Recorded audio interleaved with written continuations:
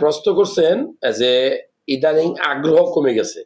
আসলে এটা একটা গুরুত্বপূর্ণ বিষয়। আমরা খেয়াল করে দেখি ৮০% যুবকদের বা যাদের বয়স ৩০-৩৫ বছরের মধ্যে ঘর্ষণটা করতেছেন, গড়ে অশান্তি।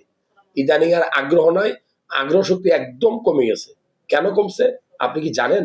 মূলত কয়েকটা কারণ, ৩টা কারণে কমছে। একটা আপনার মোবাইল ফোন আসক্তি আছে। আপনি বিভিন্ন রকমের ভিডিও দেখেন, টিকটক বা পর্নোগ্রাফিতে আসক্ত বিভিন্ন রকম মেয়েদেরকে দেখেন, এতে আপনার দৃষ্টিভঙ্গি নষ্ট হয়, আগ্রহ কমে যেতে পারে আপনার পার্টনারের প্রতি। খুব গুরুত্বপূর্ণ, খেয়াল করবেন।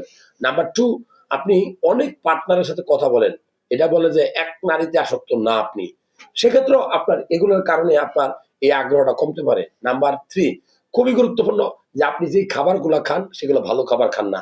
অর্থাৎ যেগুলো আপনার টেস্টোস্টেরন লেভেল বাড়াবে ওই খাবারগুলো, যেমন কলা, বাদাম, দুধ, লাল মাংস, পুঁই শাক, পালং শাক, এগুলো কম খান।